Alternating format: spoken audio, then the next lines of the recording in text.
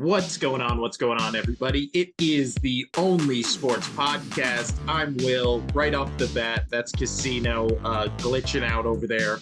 Oh, I am? Oh, man, I was dancing and everything. I know. Well, I mean, right at the beginning. This is dance rave. 80s techno pop. 80s techno pop. But this is episode 32, part 2. We originally were going to do this as one episode, but we talked for, I believe, an hour 21 minutes on just the NFL playoffs. So we got really in-depth, probably our most in-depth podcast we've ever done about football, Casino. And you know what? I think that's why it was the best. But how are you doing today, Casino? Girl dad. Pretty good. I've finally got the rest of that furniture in. Got our nightstands in, so our house is completely furnished finally. It's a long road, but it's done. Yeah, I've got a live audience. My wife's over here just watching me. She's snacking out some food. Nice. Also, if you didn't know, girl dad, get the new rocking a hat. You haven't seen this one back yet. to the hats. Welcome back. I'm to going the back hats to the hats. podcast. Yeah, I'm actually wearing a sweater, and you can't see it, but I'm wearing a full one-piece sweatsuit, which I don't know if I can pull off or not, Casino. It's just one solid color. I'll stand up. One solid color all the way down. Yeah, I don't know. I don't know if I can pull it off. I mean, have you've just been watching too much Rocky lately? You want the matching athletic jumpsuits. It's what it is. I finished Rocky Balboa this morning, and then I'm half an hour from finishing Creed before we started this podcast. Creed, and then you got Creed 2. Yeah, and then I'm ready for Creed 3 coming out, which I'm super excited for. Honestly, before we dive into anything, it's fucking crazy, Casino. They made 6 Rocky movies. They made 2 Creeds. Only one of them is objectively bad. The other, what I said, 8, the other 7 of them are really fucking good. Which one's the bad one? The bad one is Rocky 5. Rocky 5 is bad, but it's not all bad. It's got like good stuff in it. If they would have changed a couple of things, like having Rocky actually fight the guy in a boxing match at the end, I feel like that would have made it better, because the whole movie is like Rocky, has brain damage now from the Drago fight because Drago was hitting him so hard, and he's like having issues. And so he like has to retire from boxing. So then the end of the movie is him being like, I can't get punched in the head anymore, right? Like I have brain damage. So then the end of the movie is him bare knuckle boxing his former protege while repeatedly getting punched in the face with just fists that are not wrapped in a boxing glove. And then it's just like, if this is how the movie was going to end, why didn't it just end in a regular fucking boxing match? Like, dumb. But only bad movie. Creed 1 is the best Rocky movie. I've said this a billion times. It's the best Rocky movie. All the Rocky movies but 5 are great. Rocky Balboa is great. Creed 2 is great. Creed 3 looks great. It's an amazing franchise, Casino. I love it all. I write a list every year of every movie I watch. I try to watch one movie every day, right? And this year I'm trying to do 365. Last year I came up short. Every Rocky movie, first one, 97 out of 100. Second one, 91 out of 100. Rocky 3, 85 out of 100.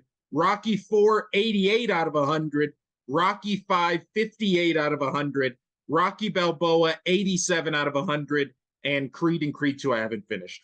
All of them, 85 or above, except Rocky 5, which is shit. You like 8s, apparently. I do. They're all great. All great. But let's I mean, it's still sports, right? Because it's boxing. The best boxing movies ever made. But let's dive from... You didn't laugh at my Mark Wahlberg joke. I didn't get it. He's in other boxing movies, and so that's why... What boxing movie is he in? Mark Wahlberg?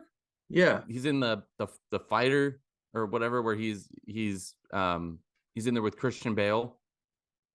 Oh, is that the one where Christian Bale's really skinny or Yeah, and weird then he looking? also did Father Stew that just came out. He is also boxing. Was that a good movie? I have Father not Stew? seen it, I but don't think I saw the other one. that's the joke. I don't think I saw The Fighter. I don't think I saw The Fighter. Or I did, and I remember I literally don't know if it's nothing the about it. fighter. Maybe that's a different one, but it's one of those movies.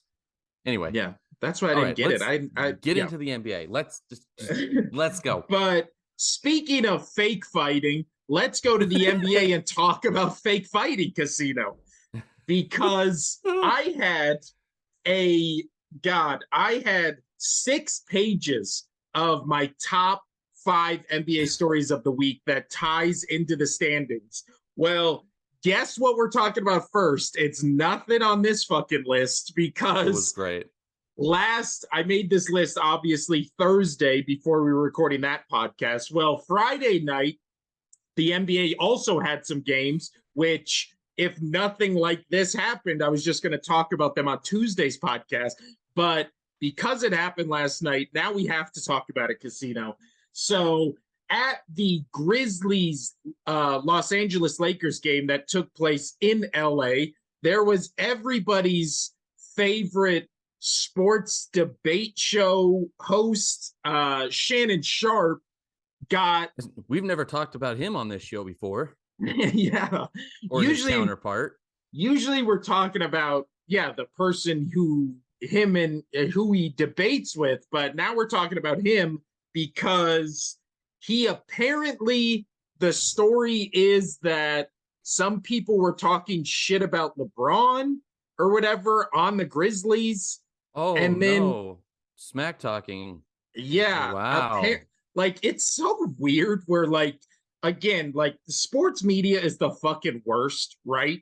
And I don't think we're not a part of sports media. We don't like cover this shit. We just like talking about it. But sports media is the fucking worst because they always do that thing where they act so fucking high and mighty and like above like fans, which I would consider both of us to be, where it's just like, oh, I mean, fans, when they show emotion and they yell at these players that they don't respect them, like the gall, right? Like, oh my God, I can't believe. And then you see sports like talking heads, like what Shannon Sharp is now, just like do dumb shit like this. And you're like, you're never allowed to criticize another fan or fan base ever again. Because I don't know about you, Casino. I've been to a live sporting event and I've never tried to fight the opposing team. Like, and the opposing team's star player's dad. Like, so he got into it with I had confrontations with the other team's fans, but I mean, not throwing fisticuffs or anything like that. Well, it's also like it's a sport. That's what you're supposed to do. Is you're supposed to talk shit. Yeah, you're supposed to get in their mind. That's what half of hockey is. That you don't see them going out there crying. They just go and punch each other in the face. Oh, well, I guess. Wait, never mind. Yeah, but so no, I guess hockey that's what you're supposed to do. The thing that, what is it? We both like Cowherd, right? Like we both like Cowherd. We both listen to his show every once in a while. I always loved his take on this kind of shit, which is everybody in sports media, and I feel like everybody, just who follows sports, always forgets that fan is short for fanatic. Fanatic means you are crazy for your team, right? So the literal definition is crazy supporter of team. That is what a fan is. So if you're a fan of a team, you are a crazy supporter of it, AKA what we saw Shannon Sharp be, which he is apparently a crazy fanatic of LeBron James, right? I don't watch that stupid fucking show. Who does? I don't know. Undisputed? Like, I feel like I maybe that's why he's doing this, is because their show has no ratings and he needs to get it popped up. I don't know. Apparently, like Undisputed, apparently it used to be a big deal, or whatever the fuck the former name of it was when it was Skip Bayless and I think Stephen A. right? Like that was when it was the most popular. I can't remember what it was called. Was that First Take? Or was it something before that? I don't know. I never watched any of those shows. I mean, Stephen A is also just a crazy dude. Yeah, loud and obnoxious. Well, besides PTI and like Around the Horn, and even Around the Horn, I could kind of do without most times. I don't really watch any of the sports like talk shows. Like no, PTI is the best one. It's by far the best one because even though they disagree, they still stay on top of and they go from topic to topic and they move on. Once they're done, they don't get mad at each other. They don't sit there and bitch at each other. They get to a topic. If they have a disagreement, they have a disagreement, then they move on. They go to the next topic, and that's what makes it so good because you just get a little bit of it, and then you can figure out what you want to believe after that. Pick your side. Yeah. I've never really been into like the sports shows where there's like a gimmick with it, or where they do the fucking like news thing where they put 6 people on a screen at the same time and they're all just yelling at each other. I think that's my most hated form of television. But I was just like sports radio where I just turn it off. I'm like, you have 5 people in studio and they all sound alike and they're all talking at the same time. So it's like, okay, who are we talking about? Well, also the people, and I mean, this is we have 2 different voices. I'm very rustic, and you're very sultry tones. That's true. You can at least tell the difference here. I'm the working man. You're the upper crust. It's a dynamic. The upper crust. The upper. No, but I've always. You're right. We should get pizza after this. We should. That sounds good. So I mean, ESPN, Fox Sports, those are annoying. They're annoying networks with like kind of bright spots in terms of shows.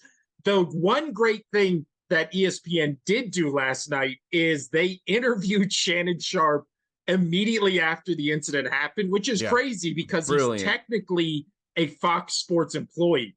Yeah, but that's brilliant that they got in there and did that because he was still heated. He was still heated. He was still in the moment, and obviously, if he took time to step back, he probably wouldn't have done that. But he was frustrated. He was ready to get in there. I loved it. So, let's see. So the event that happened was, and I'm reading this off ESPN's story about it, is in the second quarter, right before halftime. Referees and security intervened to settle a confrontation as several Grizzly players, including Dylan Brooks, Steven Adams, John Morant, and Morant's father, T. Morant, gathered on the sideline opposite their bench at the crypto.com. I'm just going to call it fucking Staples. At Staples Arena to approach Sharpe. Sharpe, who works as a commentator for Fox Sports, blah, blah, blah, blah, blah. Let's see. It is where he stayed. He was escorted through the tunnel by security after getting in a screaming argument where he stayed for halftime before returning to his seat for the third quarter.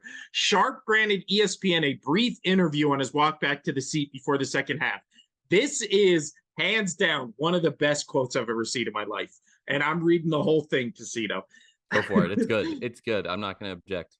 So Sharpe said, they didn't want this smoke, Dave. Sharpe said, they do all the talking and jockeying, and I ain't about that jockeying. It started with Dylan Brooks. I said he was too small to guard LeBron. He said, F me. I said, F you back. He started to come at me. I said, you don't want these problems. And then Ja came out of nowhere talking. He definitely didn't want these problems. Then the dad came, and he obviously didn't want no problems. But I wanted anything they had. Don't let these fools fool you now.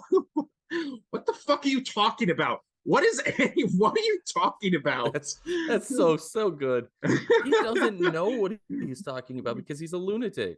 Oh my goodness. That is such a phenomenal quote.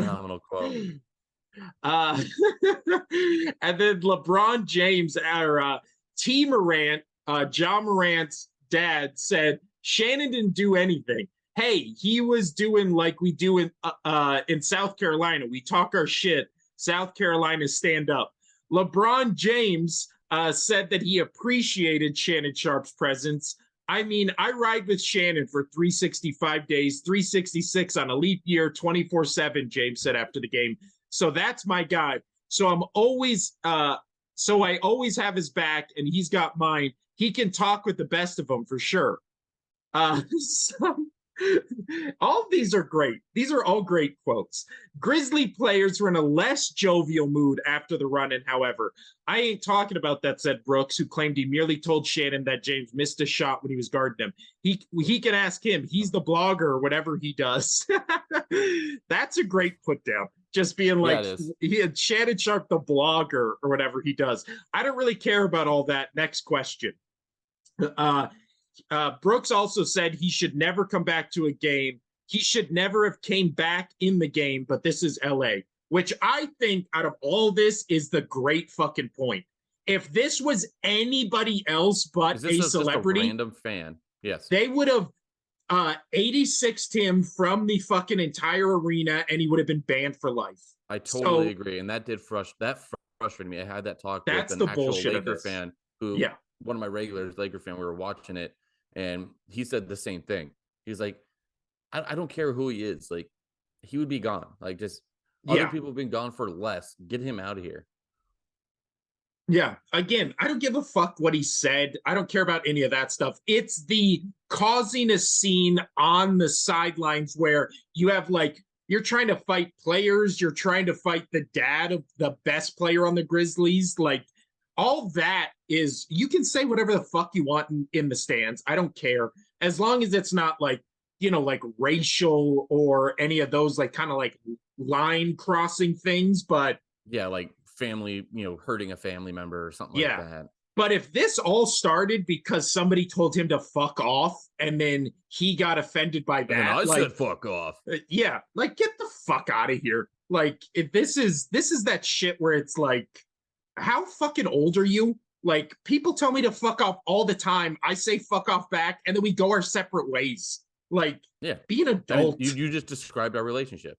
Yeah, like, who gives a shit? But I think the only issue, and I think we're in agreement with this, the only issue of the whole thing is that he was allowed to come back into the game. Like, 100%. Even if they don't suspend him or say he's not ever allowed the stadium. This game. Yeah, like say you're not allowed to come back. Or how about for the rest of the season?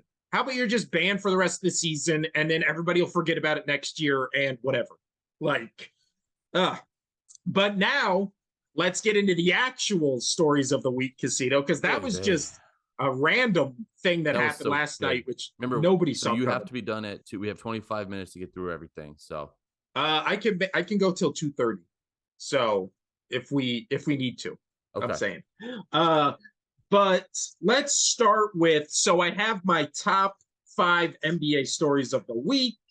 And my first one is because we were supposed to record this yesterday, which was Friday, a week ago from yesterday. So last Friday, the Golden State Warriors and the San Antonio Spurs set the new record for the largest home game ever set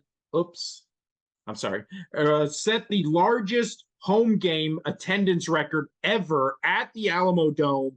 The new record is 68,323 people to watch one basketball game. And not only a basketball game, a shit basketball game that ended up being 144 Warriors to 113 Spurs. Only notable thing from this game was that the Warriors had 8 players with 10 points, which I believe was a franchise record or something like that. But I don't know if you've seen any of the shots or videos from this game, Casino. I watched some of this game, and the one thing that I don't know why people aren't talking about it, those are horrible jerseys from the San Antonio Spurs. Oh my God, I hate them so much. Oh, I hate them so much. That was the talking point in the bar. Was just we didn't care about the attendance thing. We were just looking at it. We're just like, those are disgusting. Awful colors. Awful. There's been a couple of the, I don't know if they do it like the NFL where they call it like the color rush. Fashion police. But like the color rush or the alternate jersey or the throwback, whatever the fuck they're calling it, like most of those are cool. I love the Miami Heat ones where they make it look like letters, colors. Yeah, like the 80s style or whatever. I love that one, and I've loved a couple of the other ones I've seen, but some of them, Spurs included, are just fucking eyesores, especially to watch a whole game with them in it. Like, blah. But did you see some of the videos or pictures of like people in the nosebleeds No, I of didn't. this game? Like, I mean, it literally looks like you're looking at uh I mean, they always say ants, but you could make it looked like you were watching on the tiniest TV possible from like the rafters. I guess you would want to those tickets just to say you were there, but that looked like just ugh rough. Like rough, but hey, new attendance record for a game nobody will ever remember, but it took place in the Alamo Dome, so that's cool, I guess. Uh Next up, casino. Number 4 on the list is, and usually I split on Tuesdays and then Friday's episode, we split where we talk about the standings and then talk about the top 5 stories. So I combined them this week.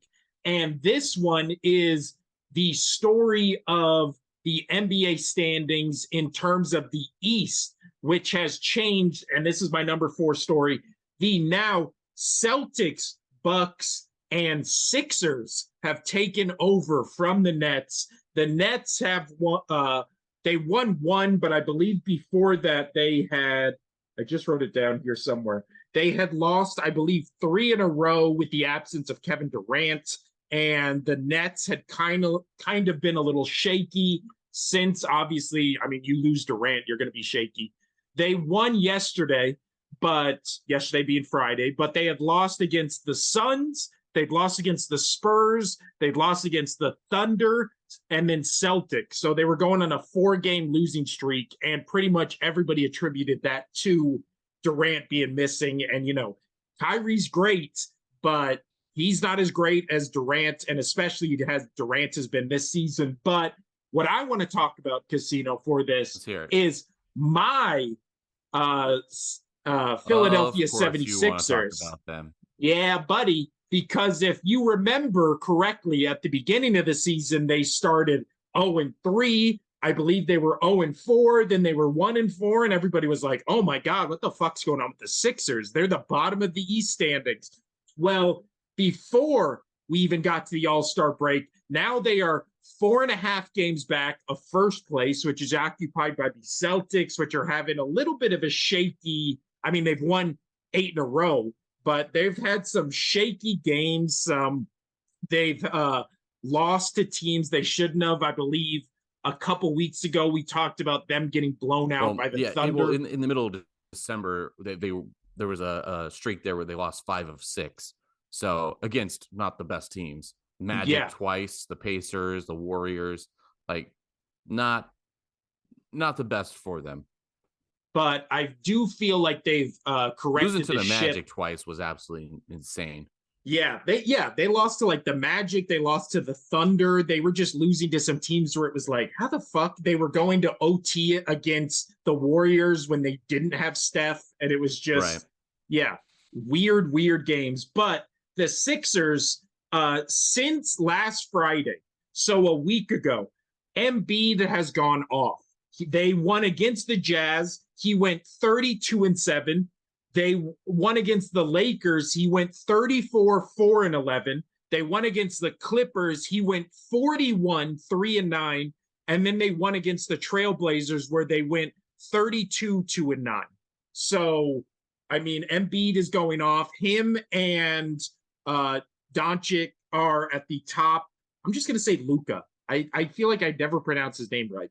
But Embiid and Luka, clearly the 2 best players in the league, playing out of their fucking minds. Only difference is Embiid plays in the East, where now it's really only the top 5 teams, with the Nets and Cavaliers kind of falling back. And then in the West, I mean, it's still fucking wide open. Like, the West has one great team, which I think are the Nuggets, one could be great team that is just a little slightly back of them, of the Grizzlies, and then it just becomes a cavalcade of who the fuck knows. Like, anybody could be, in 1 week's time, teams 3 through about 11 could all swap places. Like it's the West is just wide open, but let's transition over to the West, which is the Nuggets and Grizzlies are taking over the top two spots from the Pelicans were there for a while. The Kings are, we'll talk about them next because the Kings story this season is absolutely insane. But before last night, which saw the Grizzlies lose to the Lakers in that game we just talked about, the Grizzlies were on an 11-game win streak. And then the Nuggets, after last night, are now on a 9-game win streak. So both of them taking control and reins of the West. So the last time these two teams met was in December 20th, where the Nuggets won 105 to the Grizzlies 91. Now, they don't play again, and if this standings stay correct, they would be the top two teams in the West. They don't play again until February 25th. So obviously a lot can change. That's over a month at this point for them to change. But the team, so they're number 1 and 2, right? And they're fighting over number 1 and 2. But my second, and the one I kind of want to get in depth with and talk to you about, is the Sacramento Kings at number 3, which they are 26 and 18, 6 games back from first place, but they've won 6 in a row. I wrote down this, which is crazy, Casino. When is the last season that you think the Sacramento Kings have had a winning record to end the season? Let's go with 2012. The last time they had a winning record was the 2005-2006 season. Wow. So we are now talked about, like they're just kind of irrelevant. Sucks, I mean, it's true. The last time, and in that 2005-2006 season, they lost the Western Conference round 1, right? They got knocked out in round 1. Oh, both of our videos are freaking out. Oh no. So they again, Zoom, fix your shit. But in that 2005-2006 season, they lost in the first round of the Western Conference playoffs. And since then, they have went 33 and 49, or no, wait. Yeah, I'm doing that right.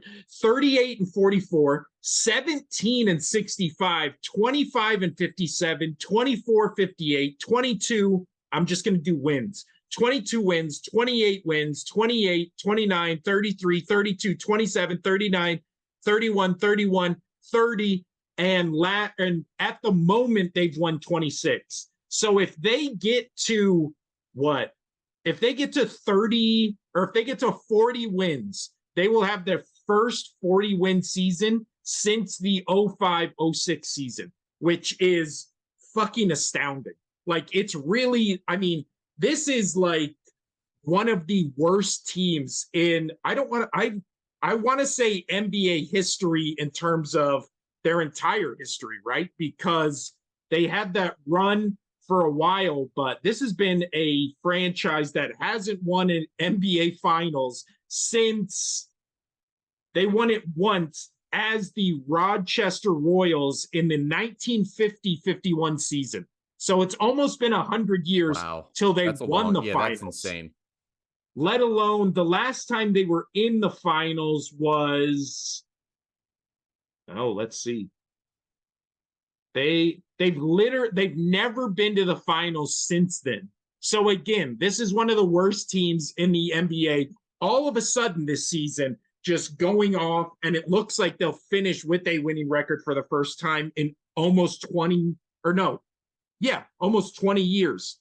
And the people doing it are De'Aaron Fox, I'm sorry, is the star of this team, right? He's the one the offense is circulated through. He's the one that makes this whole train in motion. He's averaging 24, 6, and 4.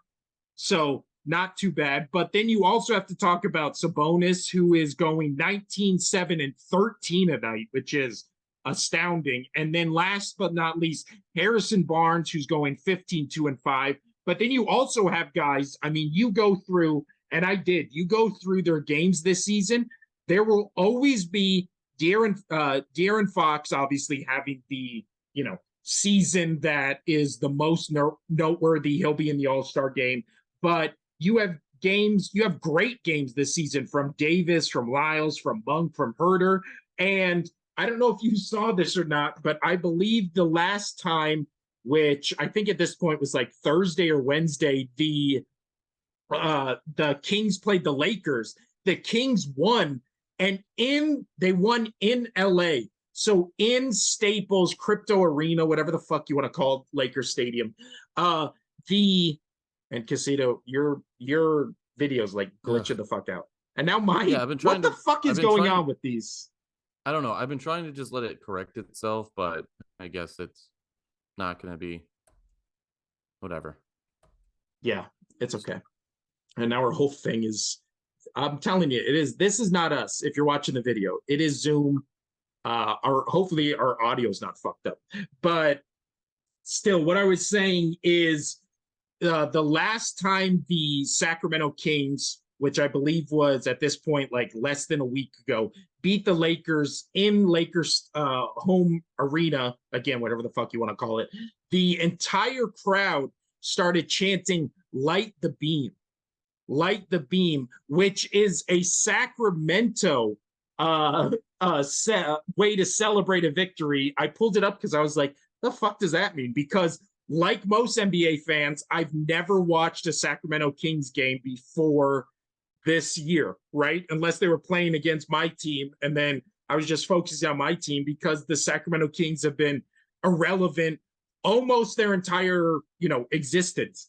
But light the beam means when the Sacramento Kings win a game at home, they shine purple lights into the sky and then it's called the Kings Victory Beam. So crazy thing to see Sacramento Kings filling the Lakers arena and chanting light that beam at a Lakers home game. Like just a great, and also just shows how crazy this season has been for this Kings team. Hopefully they finish with a winning record. At the moment, we're just talking they're third in the conference, so they're third in the Western side. But last but not least, Casino, let's get to the number one story, which of course is the King, LeBron James. He is at this point, he is 9 games away from passing Kareem Abdul-Jabbar on the all-time NBA leading scorers list. At the moment, he has 38,127 points. Kareem Abdul-Jabbar has the record with 38,387. So he has been averaging 30 points a game this season. So people have kind of done the math and realized that he is only 9 games away, which would put him to break his record, to break Kareem's record. And I just had it, but I closed the window. All good. Continue. Oh yeah, let me pull this up. But Casino, as a casual NBA fan, would you put LeBron James as number 1, or would you put him still behind most people's number 1, which is LeBron James? Or I'm sorry, Michael Jordan. I still think he's behind him. Personally, LeBron's amazing, but we've talked a little bit about, who's your top 5, this and that. LeBron's up there, but I do think Jordan, that's just being a casual fan. And, I wasn't watching a lot of Jordan games because, I was born in 90 here. I'm only 32, but I did watch a lot of highlights from it. I know his stats. So I still think Jordan's slightly better than LeBron. Yeah, I do. As it was a different. Here's the thing: it was a different game back then. People keep telling me that, and I understand. I understand it was a different game back then, but it's it's still a game. So as good as it was a different game back then, but all the players were at the same progression goes with everything, if that makes sense. Where Yeah. yes, it was, it's harder. The players are harder now, but also the players now are much better than, you know, they're faster, they're stronger. So it doesn't really matter now. It's what can you do?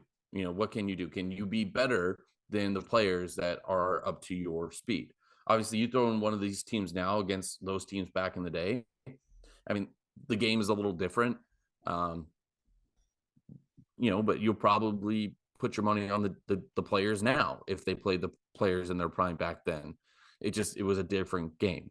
But Well, my debate when it's always been the LeBron and Jordan era is when it comes to Jordan, and my whole mom side of the family was from Chicago. So as a kid, it was like Michael Jordan was on every TV every time he played. Everybody was always wearing Michael Jordan jerseys, whole family, huge Bulls fans, all that kind of stuff. So Michael Jordan was definitely a presence in my household, right? Because family was from Chicago.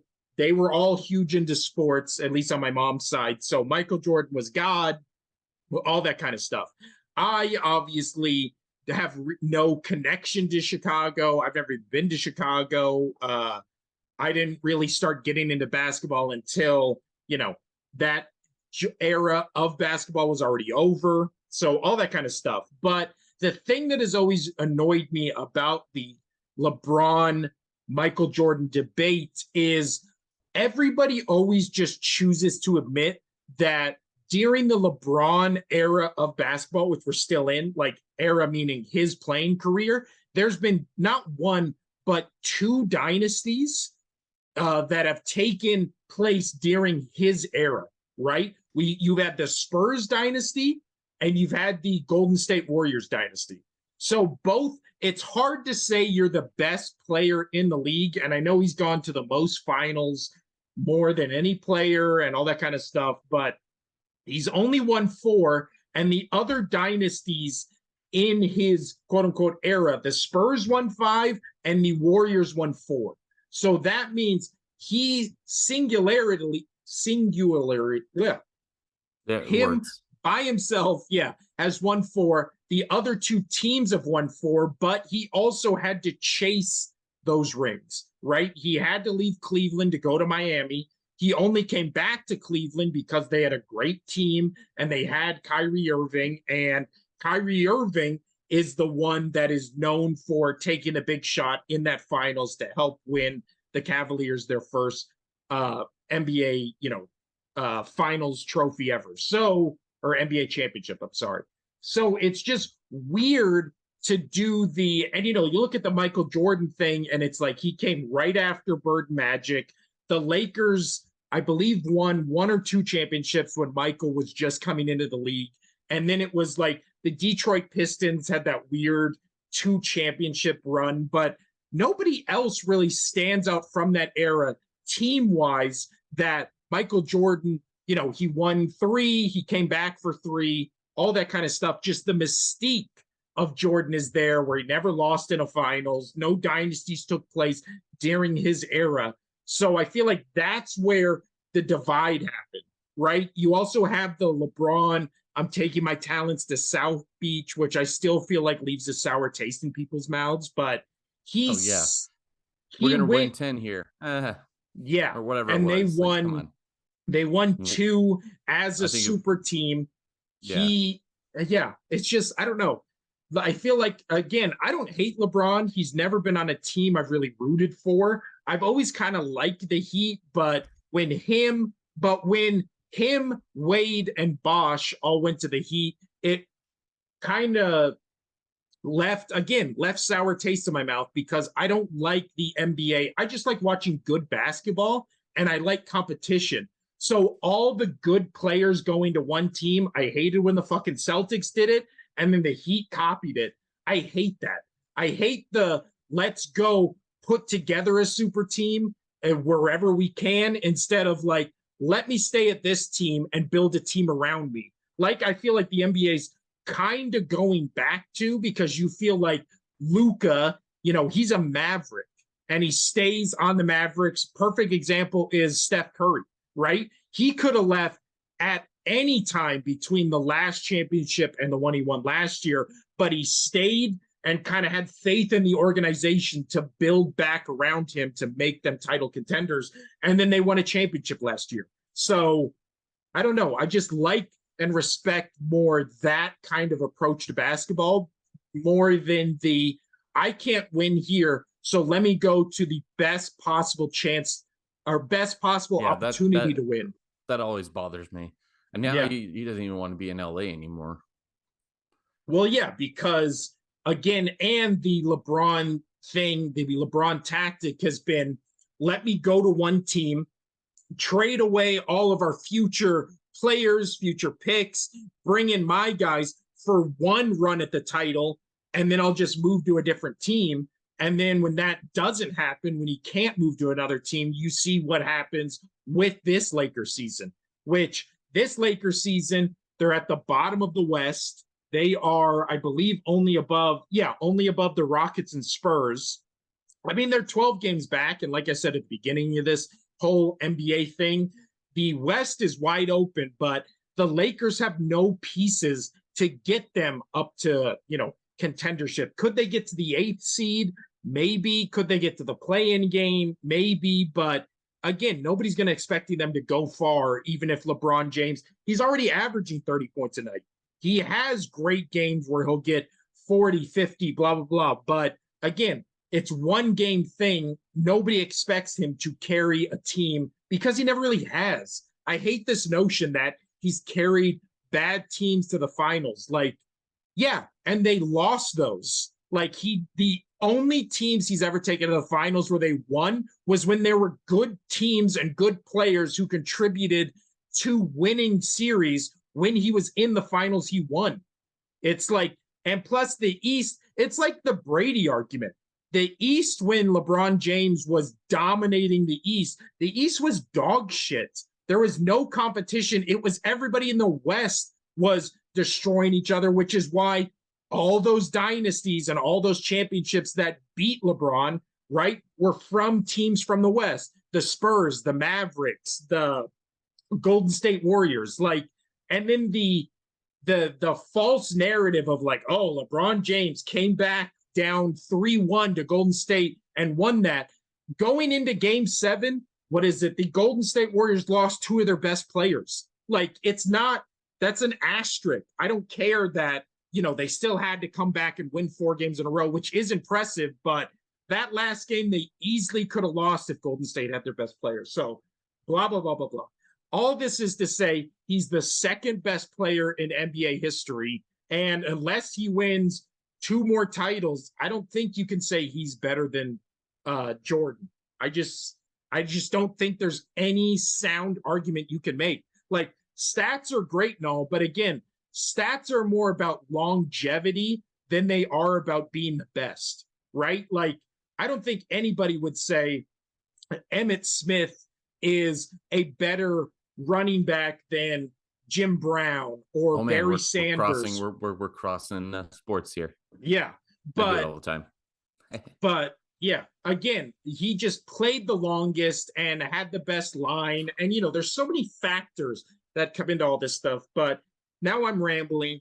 Those are my top 5 stories of the week. And I did look it up.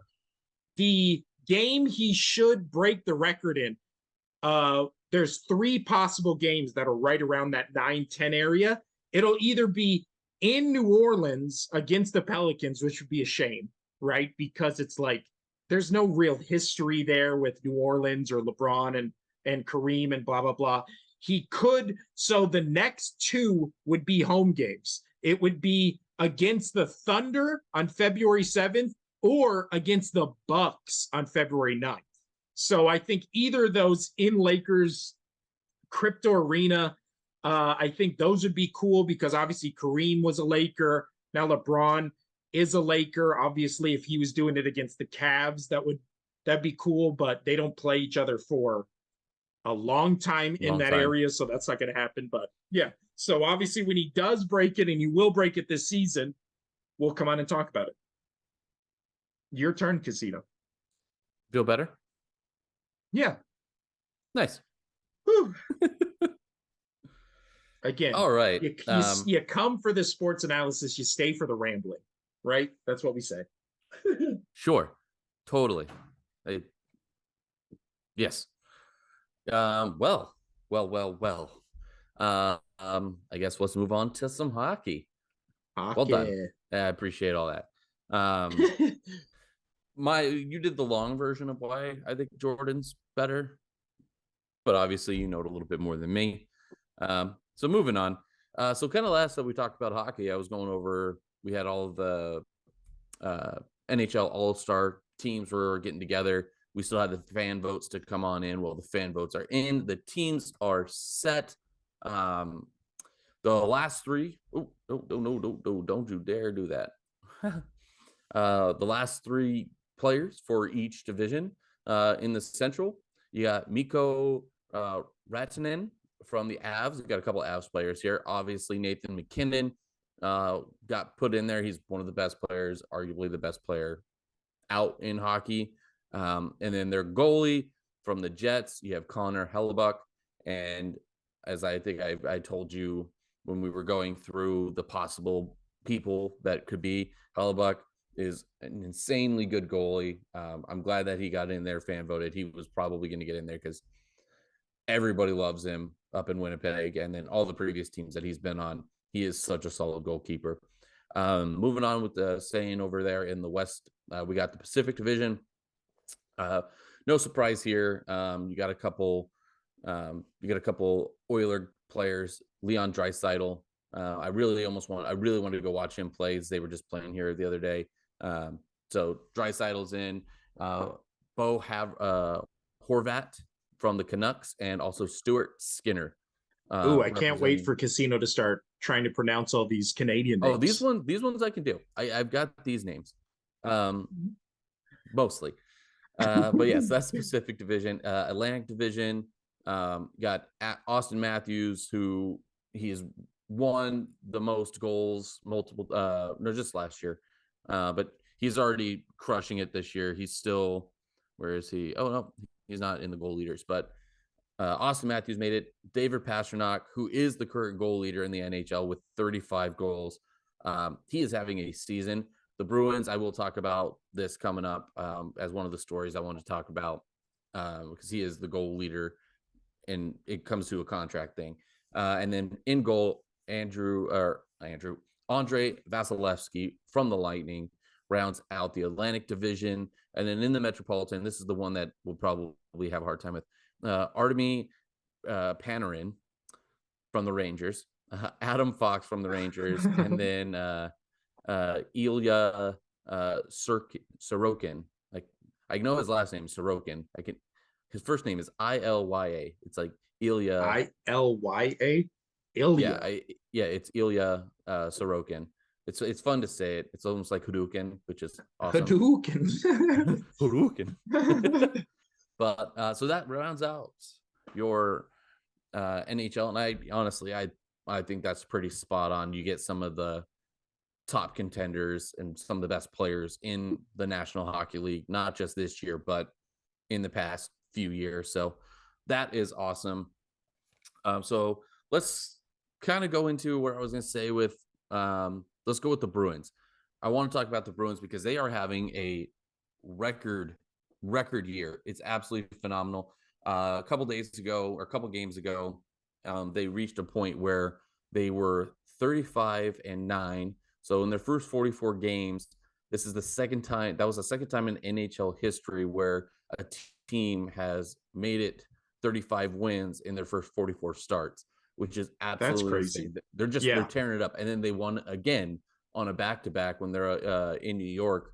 They played the Rangers and then they played the Islanders and they beat the Islanders. So they just kept going. It's absolutely insane what they're doing this year. And that is so much harder in like hockey, basketball, baseball to win that many games in that short of No. time because you're just playing them back to back to back to back, and there's no like rest or preparing for other teams. It's literally just, yeah, just Yeah, that's so with that fucking crazy. with that win against the Islanders made them 36-5-4. So if you don't understand how that works, is 36 is the wins, 5 is their losses, and then the last number is their losses in OT, which still give them a point, not 2 points, but you still get a point out of it. So realistically, so 5 times 2, you got 10, and then 4. Can So they have lost 14 points total out of the possible the entire season. It is remarkable what they're doing this season. But I want to talk in. wait, Casino, before you Go go for on it. to the next Yeah, one, can I do a breaking news for you on this podcast? We are recording this 2:07 p.m. on Saturday. go The for it. start of the second quarter against the Jags and KC, it's tied 7-7, and apparently Mahomes is limping and has his entire ankle taped. So, ooh, Ooh, I mean, I was hoping that we would get this done so we could watch some football. I know. I But thought it. I didn't think this game started till 3:30, but it's 1:30 apparently Yeah. that it started. So Yeah. I have not been watching it. I'm gonna watch the replay. But go fair ahead. enough. I thought you So would like to know. talking with the David Pasternak, he's got a signing coming up, and Boston, they've been in negotiations. They haven't signed up. Well, he's the leading goal scorer this year with 35 goals so far. He's one of the best players in the NHL right now. You just know that his price just keeps going up and up and up. And Yeah. they had a chance to sign him for a very long-term deal. I don't really like long-term deals. Like it was over a decade-long deal. I struggle with that because yes, they're a good player, but if something happens, you can't move them because people aren't going to want to take that kind of contract on. Well, I don't know how the hockey end of it works, but It's with hockey, is it also the guaranteed money versus like salary and stuff like that? Like, do I they believe. get large chunks of guaranteed money like basketball and like football? See, so I'm not 100% sure. I'm more of a fan of the game. I don't, unlike Yeah, other sports, I don't really get into the logistics of that. yeah. I'll look into that next episode. I'll talk about that. But I typically never, like Yeah, I don't football. really give a shit either. I just hear about it so much that I know. But I believe it is the same way where they are guaranteed X amount and then yada yada yada. Yeah, yeah.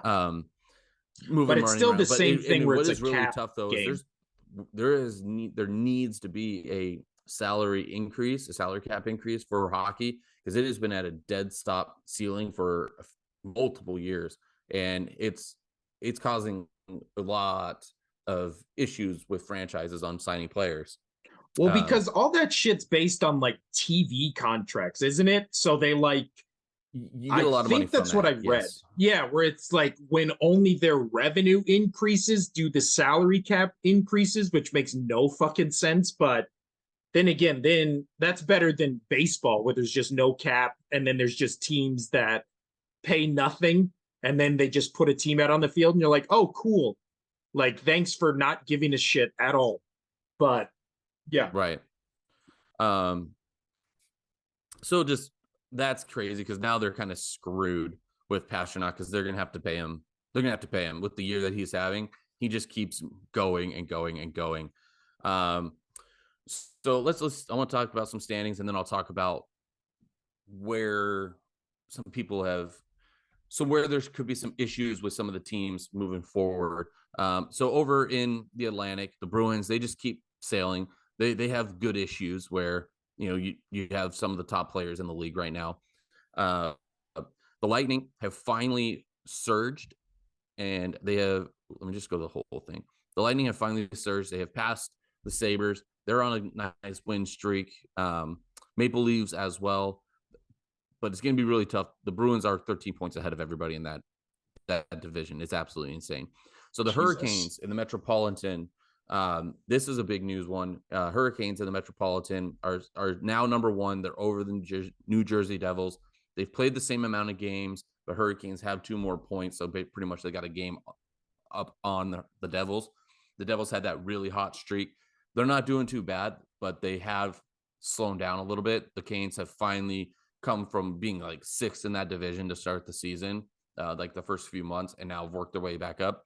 However, one of the Golden Knights, our team, one of the players that we traded over to them, oh my gosh, why am I Pacioretty? He just tore his Achilles, so he's going to be out a while. That's going to hurt the Canes quite a bit. Let's see what his stats were. Yeah. I always feel bad for any athlete when they tear something like that. Is just that's just awful. Okay, nope, not going to pull up. Sounds good. Anyway, so I mean that's a big bummer, but they finally reached the top. The Devils are starting to slow down. They just got beat by the Kraken in which I thought they would win this, but the Kraken won. Well, the Kraken are ahead, and so that's now where I want to jump into is the Kraken have finally set franchise records on games won, et cetera, and they are just on a hot streak. They have literally won. Oh man, sorry, my computer's being slow and I don't want it to turn into a toaster, so I'm doing everything off my phone. Before they won the Devils, though, they did lose to the Lightning and Oilers, which did help out the Knights. But before that, they were on a 1, 2, 3, 4, 5, 6, 7, 8 going into last month now. Yeah, they were on an 8-game win streak. So they have now jumped the Golden Knights in the standings for the Pacific with having a game in hand still to the Knights. And I think we talked about this not too long ago where I was saying the Kings are right there with us, but the Kraken, they had 3 games in hand. If they won all 3 of those games, they would have tied us with points. Well, they did that and some. So we're both the Knights lost 3 in a row, right? So that the Knights, they're on a pretty bad streak right now. Tonight's their last game, and I'm actually going to it against the Caps. It actually caps off a 7-game homestand, and even if they win tonight, they will be 500 under 500 for their last games. So yeah, they have lost 4 of the last 5. And you just can't do that they're at home. losing too. You just can't do that at home. So they did beat the Penguins, they did beat the Panthers, but they lost to the Kings, which is tough in division. Oilers, tough in division. And then they lost to the Stars, which is the Stars are still the number 1 over in the Central. And then we lost the Knights. They lost to the Red Wings, which they shouldn't have lost. So they need to come out strong because on the second half of the season, the Knights, if they want to make the playoffs, because this is kind of going on what happened last year. They were number 1 best record going into the All-Star break last year, and they did not make the playoffs due to injury. They are just an injury-prone team. Mark Stone is out for another good while. They do have some of their blue liners coming back, their main starters, which is blue liners being defense, that are traveling with the team with Shea Theodore and Zach Whitecloud. So positive that they might be getting some, stronger defense back and a little bit more. But the defense for so far, they have been playing they have been letting in a lot of goals, but the defense for what they have, they've been playing tough. The goalies need to kind of help them out a little bit more. There's been a little bit of an issue. Yes, we do. The Knights do have Logan Thompson making the All-Star just because he was so good for the first three quarters before the All-Star break this season, and then they kind of hit a rough patch. Well, also, wasn't it? Go for it.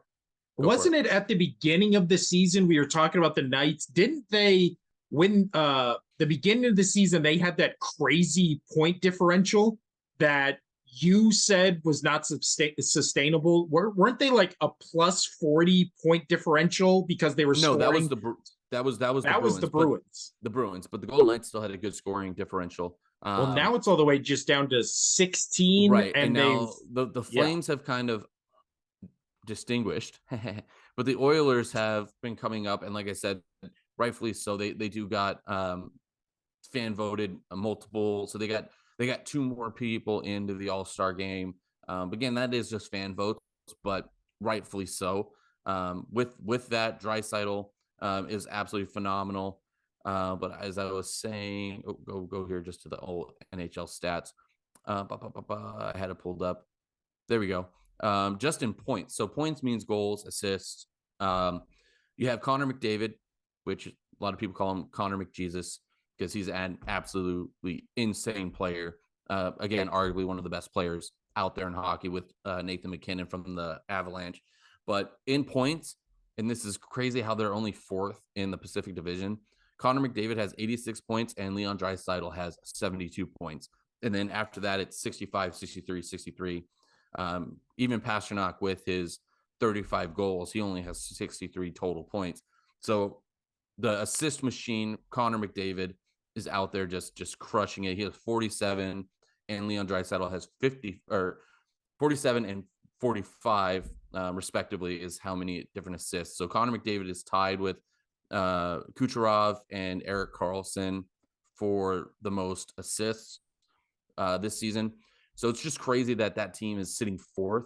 But like I said, they're not too far behind. You have all those teams, the Knights, the Kraken, the Kings, and the Oilers, all within like 4 points of each other.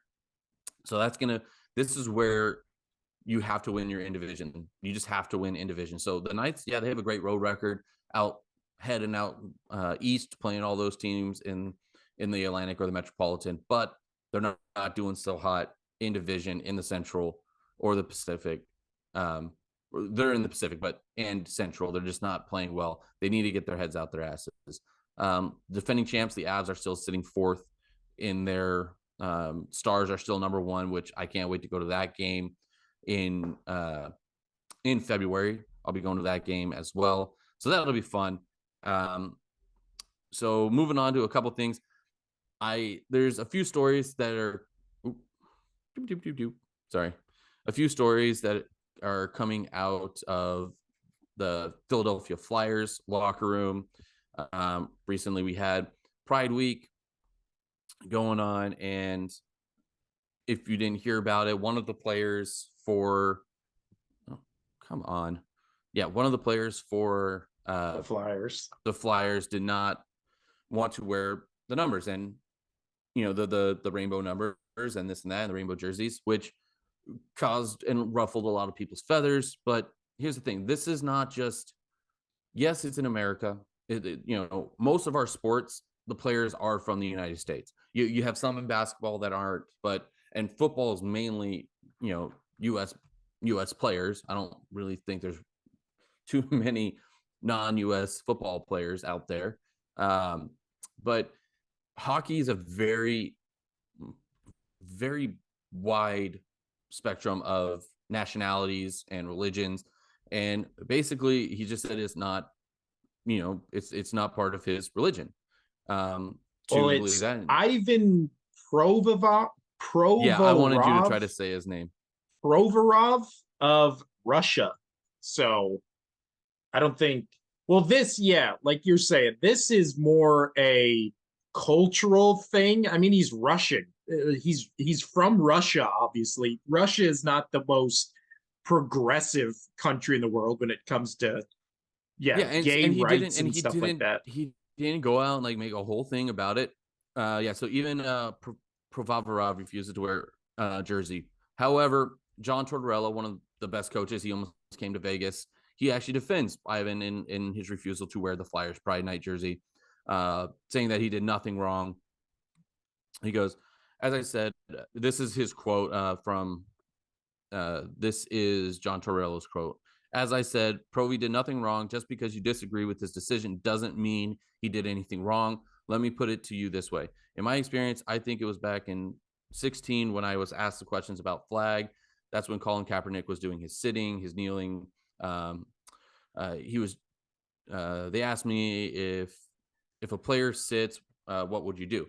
And would you say? And he goes, I said I would sit the player for the rest of the game.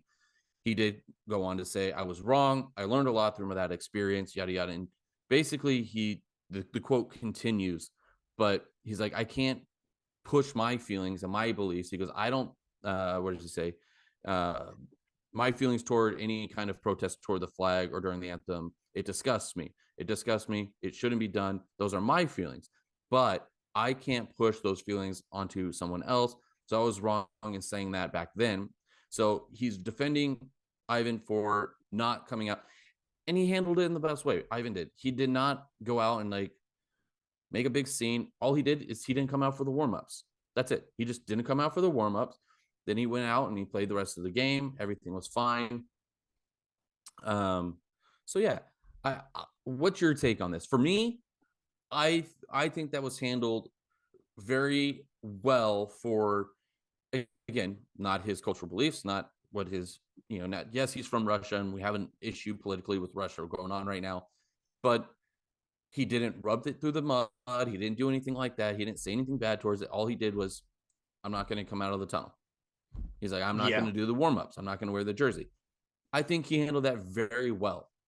But a lot of he's still getting a lot of slack for it, and the Flyers are getting a lot of slack for it because and Tortorella for backing him up on this. Well, again, we live in America, but hockey is truly not an American sport.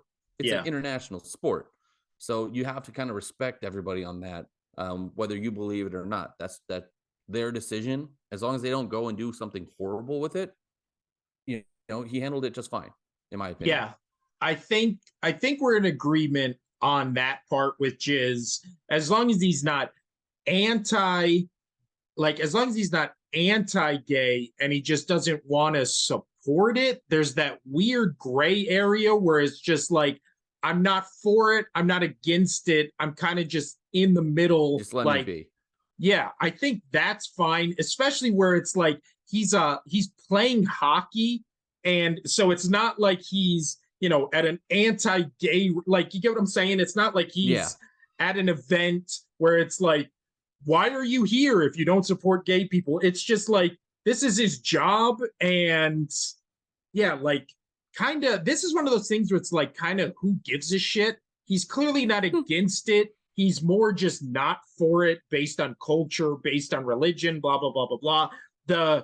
I had more of an issue with the coach, with like the Kaepernick thing, where it's just like, I didn't like that, but I do like the fact that he backed his player, but you don't have to go in the whole Kaepernick thing. All you could just say is, I thought differently back then, than I do now. Yeah. And what I have learned throughout my time is you don't have to go talk about the whole flag thing, fine. You believe that, but again, you don't have to bring that up. Just say, well, back then, a few years back, 10 years or whatever, yada, yada, I thought differently, but I was educated. I've learned a lot. So I respect his decision because this is his decision. It's not my beliefs. It's his beliefs, yada, yada. So I agree with you. He should not have gone into depth on that. Dude, it's so crazy. I literally, what is it? We have a group chat. I literally text you something last night about a guy, obviously we both work in bars or whatever in Vegas. A guy last night came into my work and was talking about how he hated basketball because of the players and how he hated how everything's gotten so political, and he hasn't watched any sports since the Kaepernick thing. And I was literally just like, I don't really give a shit like about any of that. Like, I don't get why Kaepernick broke so many people's brains. Dude, the Kaepernick thing happened 7 years ago. The fact that it's still a talking point and people still bring that up as a, like, and again, this guy was a mid-50s white dude. It's like always my dad's generation that have such an issue with that. And it's just like, why do you give so much of a fuck 7 years removed from it? Like, move the fuck on with your life. It's so weird how we live in this society now where it's like everybody, again, random stranger at the bar, within 5 minutes of talking to this guy, he needs to tell me, a random stranger, his political leanings, all this kind of shit. It's like, oh yeah. Who gives a fuck?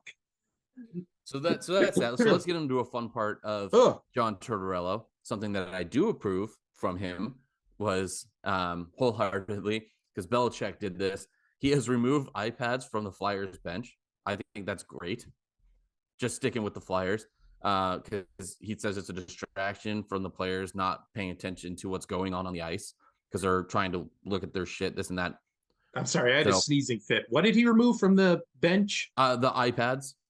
So Oh, like to watch it. yeah, I'm okay with Yeah, that. he got rid of them, and he's doing the old Belichick thing where I remember when Belichick broke down he slammed the iPad on the thing because it wasn't working. So he was now back to his paper stuff. I like this move by John Tortorella. I like it that, focus on what's going on the ice, listen to your coaches. Your coaches will tell you, you don't have to study there as a player. Do that in the film rooms afterwards. Focus on the game, be present with the game. So I thought that was a cool one. Last fun. Yeah, I see that. Last things I want to talk about, just one more real fun one. It just happens to pertain to the Knights. Again, I'm not trying to talk about just the Golden Knights, but what's your thoughts on Robin Leonard filing for Chapter 7 bankruptcy? Over $50 million. Jesus. Did you not hear this? I did not hear that. That is a shitload him and his wife had a failed now exotic snake farm that they You own. deserve it. You deserve it. Anytime, remember a couple years ago where it was like, oh, Nicolas Cage is filing for bankruptcy. Nearly $50 million in debt. It's crazy. And then they were like, how could Nicolas Cage file for bankruptcy? And then they started reading off the list of shit he owned, and it was like 3 castles, a full dinosaur skeleton. And everybody was like, he fucking deserves it. Again, when you have that much money, and then it's just like, oh my God, our exotic snake farm fell apart. It's like, yeah, fucking good.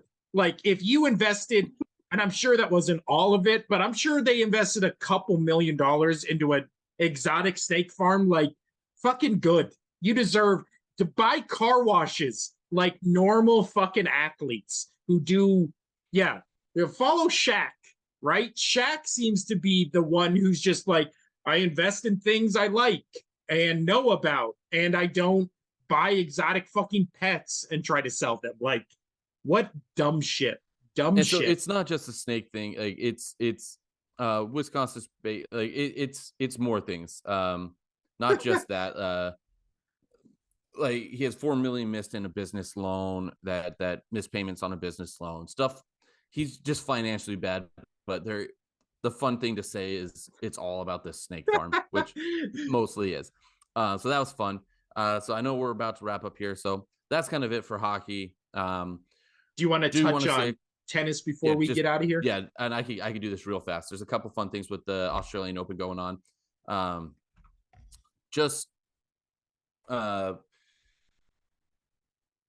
Going on, I'm not going to get into all the matches and everything, but there are a few upsets, like in the men's, both 1 and 2. Like Nadal is out, but he's been injured, but he lost to an American. So this is a crazy thing: is 8 male and 6 female players proceeded to Australians Open third round for the first time in 27 years, since 1996. Is the most U.S. tennis players to have reached the third round in the Australian Open, which is, it's crazy, but it was kind of sad because then you got to see a lot of, obviously, we're American, see a lot of the U.S. players go against each other and start knocking each other out, which was a bummer. But there's a lot of young generation for U.S. tennis players coming up right now, both male and female. So, I didn't watch it, but the Serena Williams movie with Will Smith, what was it called? King Richard.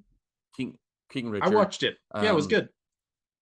Oh no, I expected to be good, but it's kind of like that thing. What happened with golf was, Tiger Woods got in there and everybody started.